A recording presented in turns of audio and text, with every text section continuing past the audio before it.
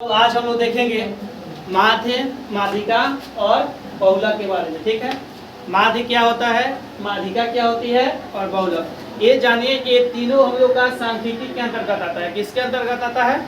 सांख्यिकी। ठीक है, और इसमें जो आज हम लोग टॉपिक पढ़ने वाले हैं वो टॉपिक हमारा है, पहला है निम्न सीमा क्या होता है, उच्च सीमा क्या होता है, उसके बाद परिसर क्या होता है, परम्परता क्या होती है, वर्ग चिन्ह क्या होता है। ठीक है, उसके बाद माध्य को हम लोग एवरेज भी कहते हैं, यानी औसत। जब आपसे माध्य के बारे में पूछेगा तो उसे दूसरे रूप में औसत भी कह सकता है। ठीक है, उसके बाद मानक विचलन, और मानक विचलन को ही हम लोग कहते हैं विचलन, यानी स्टैंडर्ड डेविएशन क्या होता है। ठीक है, उसके बाद विचरण या प्रसरण या प्रसार, तीनों एक ही है और तीनों का इंग्लिश सेम होता है, वेरिएंस। ठीक है, वेरिएंस कैसे निकालते हैं, तो जब हम लोग विचलन निकाल लेते हैं उसका स्क्वायर कर देते हैं तो हमारा वेरिएंस निकल जाता है।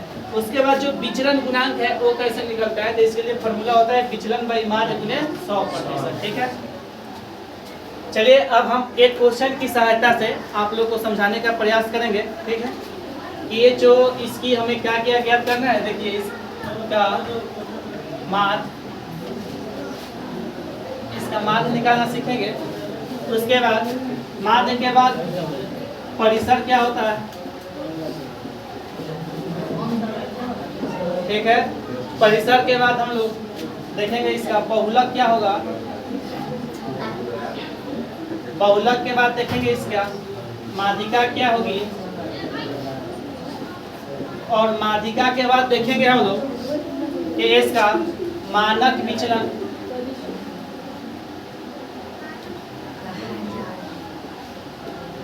मानक विचलन क्या होगा, और मानक विचलन के बाद हम लोग देखेंगे कि इसका विचरण क्या होगा,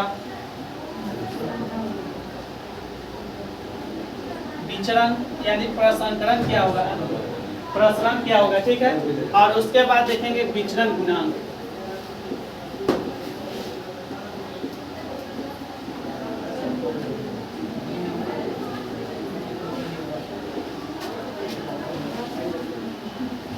आज हम लोग एक क्वेश्चन के माध्यम से क्या क्या देखेंगे बाबू, माध्य के बारे में जानेंगे, परिसर क्या होता है, बहुलक क्या होता है, माध्यिका क्या होती है, मानक विचलन क्या होता है, विचरण क्या होता है और विचरण गुणांक क्या होता है। ठीक है, चलिए सबसे पहले बाबू हम इसे आरोही क्रम में सजा लेंगे। आरोही क्रम कहने का अर्थ हुआ कि बढ़ते क्रम। हम इसे दो क्रम में सजाते हैं माध्यिका निकालने के लिए, या तो आप आरोही क्रम में सजा लो या अवरोही क्रम में। आरोही क्रम का अर्थ होता है इंक्रीजिंग ऑर्डर, मतलब बढ़ते क्रम में सजाए। बढ़ते क्रम का अर्थ हुआ कि पहले सबसे छोटा लिखेंगे, उसके बाद उससे बड़ा, उसके बाद उससे बड़ा, लास्ट में सबसे बड़ा आता है। ठीक है, और अवरोही क्रम का अर्थ होता है कि पहले सबसे बड़ा, उसके बाद सबसे उससे छोटा, उससे छोटा, लास्ट में सबसे छोटा, यानी इसे डिसेंडिंग ऑर्डर कहा जाता है इंग्लिश में। ठीक है, अब चलिए अब चलिए इसका सलूशन करते हैं। ठीक है, सबसे पहले इसे हम आरोही क्रम में सजाएंगे। किस क्रम में? आरोही क्रम में सजाने पर, किस क्रम में सजाने पर? आरोही क्रम में सजाने पर। बाबू बताओ इसमें सबसे छोटा क्या है? 9 है। क्या है? 9। कौ गुना 9 है? 9 हो गया। उसके बाद 10 की गिनती करेंगे, 10 का होगा 1 2 3 4 5, 1 2 3 4 5। उसके बाद देखेंगे 11 का है, कौ है, हो गया। इसमें गिन लो कि कौ पूरा अंक है, 1 2 3 4 5 6 7 8 9। इसमें गिन लो 9 है कि नहीं, 1 2 3 4 5 6 7 8 9, 9 हो गया। अब देखिए बाबू यहाँ पे इन का जो मान है, यानी पूरा संख्या का है, इसमें किसी को दिक्कत? अब हम चलेंगे, पहले इसका परिसर बता दे। आपको क्या बता दे? परिसर सबसे आसान होता है। तो परिसर का जो हमारा सूत्र होता है बाबू, ये होता है उच्च सीमा माइनस निम्न सीमा। क्या होता है? उच्च सीमा माइनस निम्न सीमा। इसको जूम कर देना।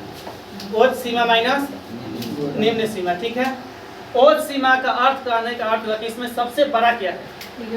11। सबसे बड़ा क्या है? 11। और सबसे छोटा क्या है? 9। सबसे छोटा क्या है? 9। यानी हम बाबू लिख सकते हैं 11 माइनस 9।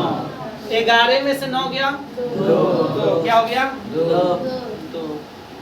कोई दिक्कत? कि हमारा इसका आंसर कितना आ गया बाबू परिसर का? तो यहाँ से परिसर का भी फार्मूला आपको क्लियर हो गया। उच्च सीमा माइनस निम्न सीमा। उच्च सीमा जो सबसे ज्यादा होता है और निम्न सीमा जो सबसे छोटा होता है। अगर आपसे वर्ग अंतराल दिया रहता, जैसे मान लो 10, 20, 20, 30, ठीक है, ऐसे दिया रहता तो 10, 20 में सबसे बड़ा कौन है? 20 उच्च सीमा हो जाएगा और 10 का हो जाएगा निम्न सीमा। और इस 20 और 30 में कह दे कि वर्ग अंतराल 20, 30 में उच्च सीमा क्या है? 30 है और निम्न सीमा क्या है बाबू? 20 है। बात समझे? कोई दिक्कत? चलिए अब आगे। परिसर की कहानी खत्म। परिसर में किसी को दिक्कत नहीं है। अब एगो वर्ग चिन्ह होता है। क्या होता है? इससे ही जुड़ा हुआ है। वर्ग चिन्ह का मतलब होता है कि उच्च सीमा और निम्न सीमा को जोड़िए और 2 से भाग दीजिए। उच्च सीमा प्लस निम्न सीमा, इन दोनों को क्या करेंगे? जोड़ेंगे और किससे भाग देंगे बाबू? 2 से। उच्च सीमा और निम्न सीमा को जोड़ेंगे और भाग किससे देंगे? 2 से। कोई दिक्कत? आप बताइए कि उच्च सीमा कितना था बाबू? 11। निम्न सीमा बटा 11 और 9 कितना होता है? 20 और 20 बटा 2 कितना होता है बाबू? 10। यानी हमारा वर्ग चिन्ह कितना निकल गया बाबू? किसी को दिक्कत कहीं पे? समझ में आया?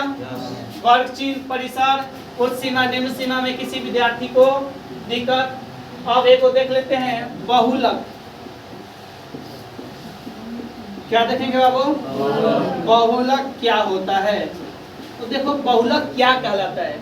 सर्वाधिक बारंबारता वाला जो चर मान होता है, जो सबसे अधिक बार आया है, वही क्या कहलाता है हमारा? बहुलक। जो सबसे अधिक बार आता है वही क्या कहलाता है? आप इसमें बताइए कि 9 को बार आया है? 9 2 बार। 10 को बार आया है? 5 बार। को बार? 11 को बार आया है? आप बताइए कि सबसे अधिक बार कौन आया है? 10 आया है। इसीलिए इसकी बहुलक क्या हो जाएगी? 10। जो सबसे अधिक बार आता है वो क्या कहलाता है बाबू? जो चर सबसे अधिक बार आए वो क्या कहलाएगा? बहुलक। यहाँ पे बहुलक कितना हो जाएगा? 10। क्योंकि 10 5 बार आया है, बाकी सब 2 बार। कोई दिक्कत इसी विद्यार्थी को? अब चलिए ये तीनों में किन किन को विद्यार्थी को दिक्कत है?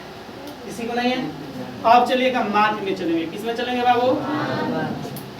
माध्य। माध्य का मतलब होता है जितना चर दिया है सबके योग बटा सभी की संख्या, कुल संख्या। मतलब जितना दिया रहेगा सबको जोड़ दो और उसे भाग दो। इसका शॉर्ट फॉर्म में फार्मूला याद रखिएगा, कुल योग बटा कुल संख्या। जितना रहेगा सबको क्या करेंगे? जोड़ देंगे और जितना होगा उसे भाग दे देंगे। बताइए इस सबको ऐड कर दें। आई पूरा को था 9 को 9 से भाग दे देंगे, हमारा माध्य निकल जाएगा। माध्य को क्या बोलते हैं? औसत। एवरेज भी निकल जाएगा। कोई दिक्कत? चलिए 9 प्लस 9 प्लस 10 को है 5 को जोड़ दिए प्लस 11 है और बटा पूरा को है बाबू 9 जोड़ा जाए। ये बताइए आप लोग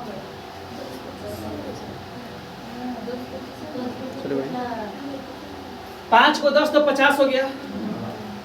11 11 22 इधर 9 9 22 को 18 को 40 को 50 को 90 को 90 बटा 9 दाइया 90। कोई दिक्कत किसी को? समझ में आया? अब चलेंगे माध्यिका के बारे में। किसके बारे में? माध्यिका के बारे में। देखिए अभी ट्रिक से बता रहे हैं माध्यिका कैसे निकालता है, फॉर्मूला भी होता है। एक हम किस क्रम में सजा लिया है? आरोही क्रम में। किस क्रम में सजा लिया है? आरोही क्रम में। आरोही क्रम में सजा लिया है। बाबू जब विषम संख्या होता है ना, तब विषम संख्या वाला में ए को छोड़ के 4 को उधर से लेंगे, 4 को इधर से। 9 है ना, तो 4 को उधर से 4 को इधर से, तो 8 हो गया। और बीच वाला छोड़ देंगे। जैसे देखो 4 को ले लिए इधर से बाएं से, और 4 को ले लिए इधर से, तो बीच में एक बचा 10, यानी पांचवा जो होगा हमारा बीच वाली जो संख्या होती है वही क्या होती है? माध्यिका। 10 होगा माध्यिका। क्या होगा? माध्यिका क्या होगा बाबू? 10। कोई दिक्कत? अगर यही सम होता, मान लो 10 होता, अगर मान लो यहाँ पे हम अलग से जोड़ते हैं 12 हो जाता। क्या हो जाता? ये पूरा 10 को हो गया। तो 10 सम संख्या है कि विषम संख्या? सम। 10 के अधिया कितना होता है? 5। 5 में से एगो कम कर दो, कितना हुआ? 4 को इधर छोड़ो, 4 को इधर छोड़ो, तो 1 2 3 4, 4 को छोड़ देते तो बचा बीच में 2 को 10 बचा, तो दोनों को जोड़ के 2 से भाग देते। दोनों को जोड़ के तो 10 + 10 20/2 से आता है। ठीक है, उतना अभी आ रहा है लेकिन सेम नहीं आता है। ठीक है, कोई दिक्कत? समझ गए? किसी को दिक्कत? समझ में आया माध्यिका? अब चलेंगे हम लोग मानक विचलन में। किसमें चलेंगे? मानक विचलन में। जगह नहीं, हम इधर करते हैं। कोई दिक्कत किसी को? चलिए बाबू, अब हम लोग देखेंगे मानक विचलन। मानक विचलन, मानक विचलन को ही दूसरा नाम क्या होता है? विचलन। दिक्कत? एक कैसे निकालते हैं? ये रूट अंडर कर देते हैं। क्या करते हैं? Root under. ठीक है, रूट के अंदर ये पहला चर है तो इसे x1 बोलेंगे। क्या बोलेंगे? दूसरा चर है तो x2, तीसरा है तो x3, चौथा है तो x4, पांचवा है तो x5, छठा है तो x6, सातवां है तो x7, आठवां है तो x8, नौवां है तो x9। ठीक है, अब देखिएगा ये माध्य हम लोग कितना निकाले थे? 10। और माध्य को हम लोग x बार से सूचित करते हैं। किसे करते हैं? याद रखिएगा, माध्य को हम लोग x बार से सूचित करते हैं। इसका फॉर्मूला होता है x1 - x बार का whole square plus x2 - x bar का whole square plus dash dash dash plus जितना होता है। ठीक है, मान लो अगर n वो हो, कितना हो? xn - x बार का होल स्क्वायर बटा पूरा चर को दिखा रहा है, यहाँ पे n को दिखा रहा है, तो बटा n होता है। क्या होता है? n होता है। क्या होता है? ये हमारा फॉर्मूला होता है मानक विचलन, यानी विचलन का निकालने का। ठीक है, तो बाबू बताओ आप लोग x1 के जगह कितना है? 9। अब माध्य कितना निकाले हैं? 10। 9 - 10 का होल स्क्वायर कर दिए। x2 कितना है बाबू? 9, तो 9 - 10 का होल स्क्वायर। कोई दिक्कत? x3 कितना है? अब माध्य भी 10 निकला है स्क्वायर। ये कौ बार है? ऐसे 5 बार है।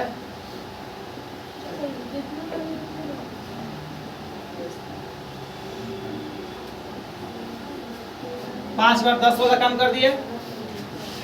अब उसके बाद क्या है बाबू? 11। 11 माइनस माध्य कितना निकला है? 10। फिर 11 - 10 और बाटा में कुल संख्या कितना है बाबू? चरों की संख्या 9 को है। n का मान कितना है? 9। आप बताइएगा 9 में से 10 जाएगा +1 की -1? -1। और माइनस का जब स्क्वायर करते हैं तो प्लस होता है। क्या होता है? 1 के स्क्वायर 1। 9 में से 10 गया -1 का स्क्वायर 1। 10 में से 10 गया 0। ये भी 0, यानी 5 को 0 आएगा। हमारा कौन को 0 आएगा? ठीक है। अब 11 में से 10 गया 1 के स्क्वायर 1। अब फिर 11 में से 10 गया 1 के स्क्वायर। अब बट्टा में कितना बाबू? 9। किसी को दिक्कत है? नहीं ना है, ठीक है ना बाबू? 1 1 2 1 3 1 4 बटा ए बाबू 4 के वर्गमूल कितना पढ़े हो? 2 और 9 के वर्गमूल 3। यानी हमारा कितना आंसर आएगा बाबू? विचलन कितना आएगा? 2/3। किसी विद्यार्थी को दिक्कत समझ में है बाबू? अब हम लोग चलेंगे विचलन में। अब हम लोग किसमें चलेंगे? विचलन में। विचलन को ही दूसरा नाम क्या होता है? प्रसरण या प्रसार। इंग्लिश क्या होता है रे बाबू? डेविएशन, ठीक है, डेविएशन होता है। इसको हम बताए थे आप लोग का विचलन का स्क्वायर कर दो। किसका स्क्वायर कर दो? विचलन का स्क्वायर कर देते हैं। ए बाबू विचलन कितना निकला है हमारा? 2/3। अरे बाबू इसका स्क्वायर कर दे। 2 का स्क्वायर 3 का स्क्वायर 9। किसको किसको दिक्कत है? नहीं ना है। एगो लास्ट टॉपिक बचा है मानक विचलन। क्या बचा है? विचलन गुणांक, ठीक है। यहाँ बता दे चलिएगा। क्या बचा है? विचलन गुणांक। जूम करना है आपको। विचलन गुणांक का आप लोग को फॉर्मूला क्या बताए हैं? बताइएगा। विचलन बटा माध्य गुणे बाबू क्या होता है? ये प्रतिशत में होता है। किसमें होता है? प्रतिशत। आप बताइए हमारे कि हम विचलन कितना निकाले? विचलन 2/3 बटा मेन बटा माध्य कितना निकाले हैं? 10। गुणे मेन बटा है बाबू तो एक पलटी मारेगा तो 2/3 गुणे 1/10 गुणे 1%